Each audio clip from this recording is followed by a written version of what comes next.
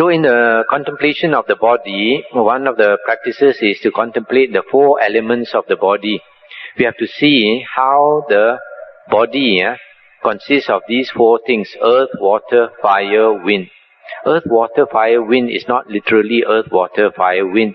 Earth represents the hardness element, and water represents the fluids, fire represents the heat element, and wind is the wind element.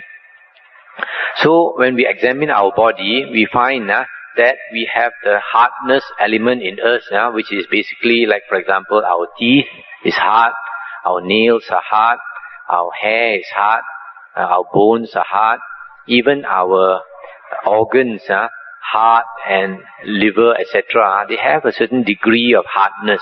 So these are the earth components in our body. And then the fluids, like our blood, our urine, our phlegm, etc., these represent the water element in us. And the heat in our body represents the heat element.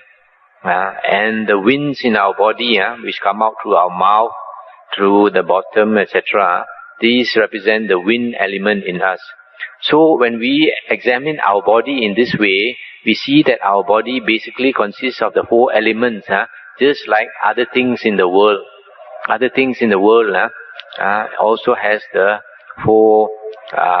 these four elements. For example, a tree. A tree has the hardness element, it has the fluid element, and it has some heat element, and it has the wind element also within. That's why when you pour water on a plant, the water is sucked up because of the wind element.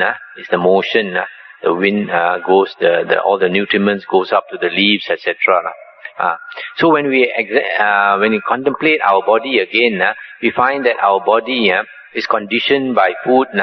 If we have good food, then we have a strong and a growing body. For example, a young person, because of taking food, it starts to grow. So that is the arising factor. And without good food, one is weak and may sicken and die. And if a person is starving, you can see the body deteriorating. So that is the vanishing factors of the body. And again, you can contemplate how the body is easily affected by weather. If the weather is too hot or too cold, we get sick. It is affected by contact. Suppose somebody were to take a sharp object and poke you, you get hurt. So your body is easily hurt by contact. It is easily affected by air. If there's too much pollution in the air, it poisons our system. We can get sick, we can get cancer of the nose, we can get cancer of the lung, etc. And then our body depends on water. If you don't have enough water, the body cannot survive. Then the body depends on nutriment, etc. So the body is just is something that depends on so many factors. If any one of these factors is lacking, then the body cannot survive. In fact, we are a bit like a tree. If the tree you don't give it fertilizer, it doesn't grow well. If you don't give it enough water, it may just dry up and die. If the sun is too hot, also the tree may die.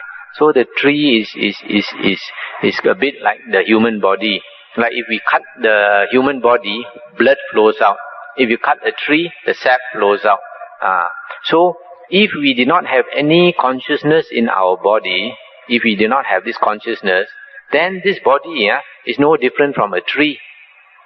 So from here, when you start contemplating, you can see that this body is not the self.